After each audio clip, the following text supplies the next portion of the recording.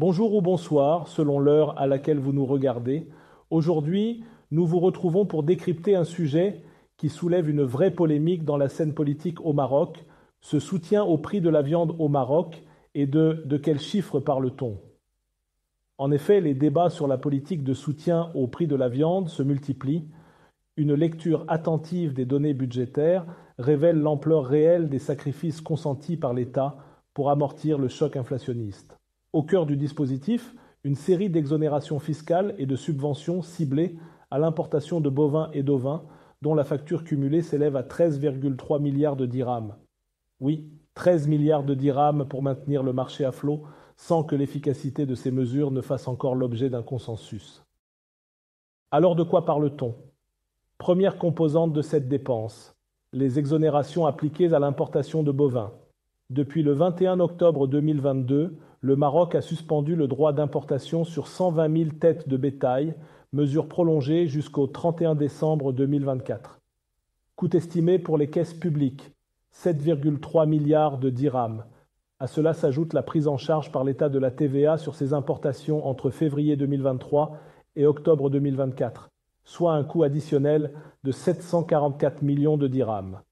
En tout, 133 importateurs ont bénéficié de ces allègements, concentrant ainsi des avantages significatifs sur une minorité d'acteurs.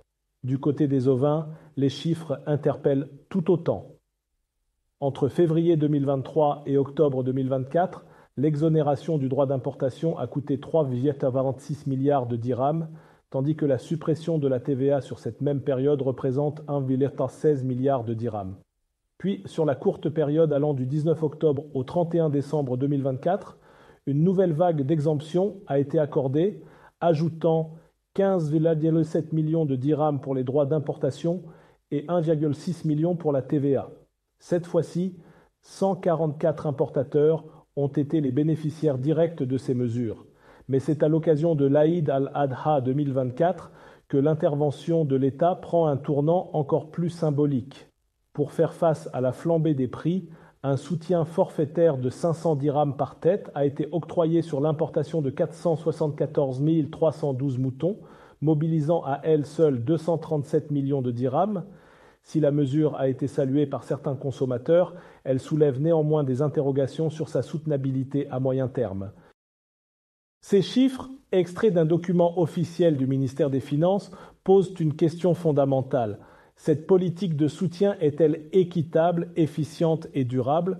Peut-on justifier une telle mobilisation de ressources publiques sans véritable mécanisme d'évaluation de son impact sur les prix à la consommation ou sur la structuration du marché?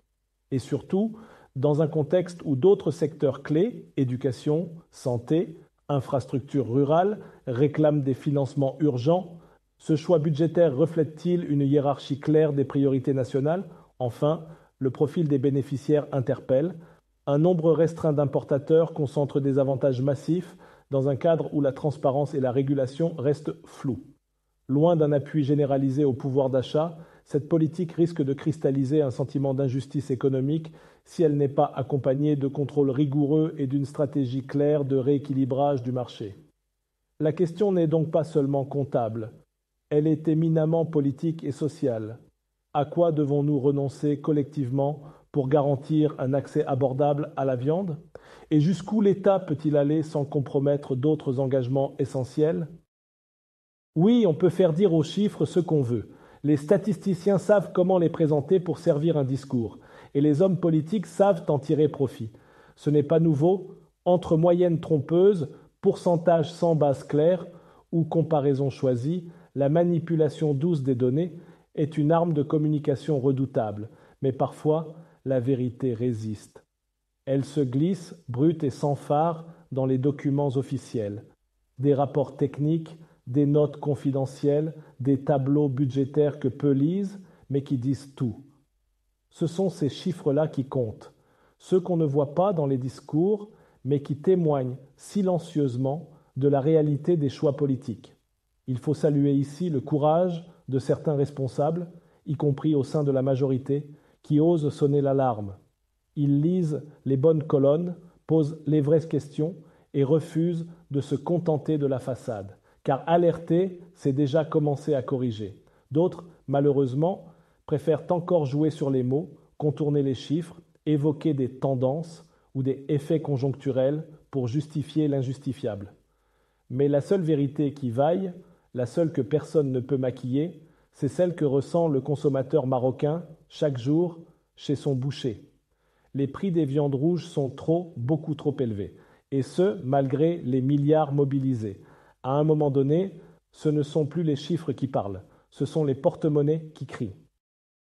Ainsi s'achève cette tribune du jour. Merci à vous d'avoir prêté l'oreille, ouvert l'esprit et partagé ce moment d'échange avec moi. Si mes mots ont résonné, si mes idées vous ont interpellé, alors mon pari est gagné. Sinon, on fera mieux la prochaine fois. On se retrouve très bientôt, si le cœur vous en dit, pour un nouveau sujet d'analyse et de réflexion. D'ici là, prenez soin de vous et n'oubliez jamais, derrière chaque information se cache un enjeu, une vérité éventuelle à décoder.